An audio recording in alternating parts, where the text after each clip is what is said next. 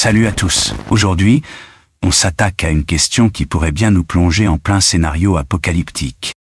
La technologie va-t-elle remplacer Dieu? Eh oui, c'est ce que pense Laurent Alexandre, ce médecin entrepreneur qui aime défier toutes les idées reçues. Récemment, il a lancé une vraie bombe. Selon lui, les religions devront s'adapter à l'émergence de nouveaux dieux. Alors, de qui parle-t-il? Pas de divinité antique, non, mais de nous, les humains. Grâce à la technologie, on deviendrait des homo deus. Rien que ça. Et l'intelligence artificielle, qu'il considère déjà comme une nouvelle divinité.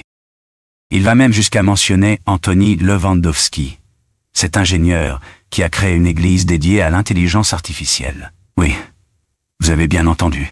Une église pour vénérer l'IA, comme si on revenait aux idoles d'autrefois. Et dans son livre ChatGPT va nous rendre immortels. Laurent Alexandre va encore plus loin. Il affirme que d'ici peu, l'intelligence humaine ne représentera plus que 0,1% de l'intelligence sur Terre, face à la toute-puissance de l'IA. Et il prévoit même que l'on pourrait vivre jusqu'à 200 ans, grâce à la technologie. Vous sentez l'odeur de science-fiction ici? Pour Alexandre, c'est un avenir inévitable. Mais là, on touche à des questions profondes.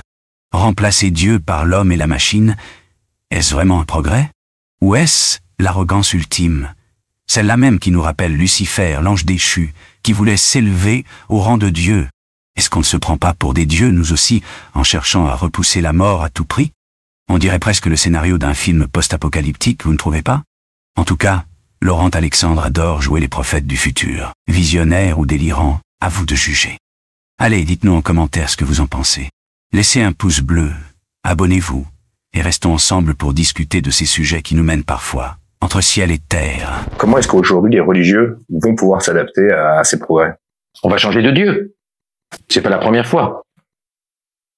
On avait un polythéisme avec plein de dieux, le dieu de la rivière, le dieu de la forêt, le dieu des nuages, avec le chamanisme qui a donné le polythéisme des Romains et des Grecs. On est passé aux différents dieux du livre, avec des monothéismes et un dieu qui est au-dessus des nuages au lieu d'être sur la terre.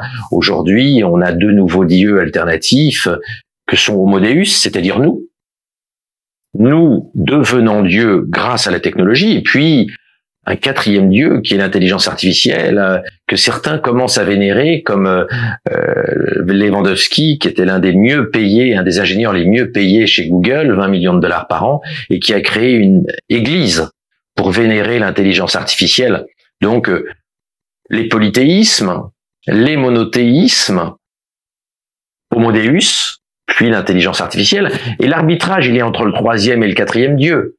Qu'allons-nous vénérer? Nous, augmentés par la technologie ou l'IA?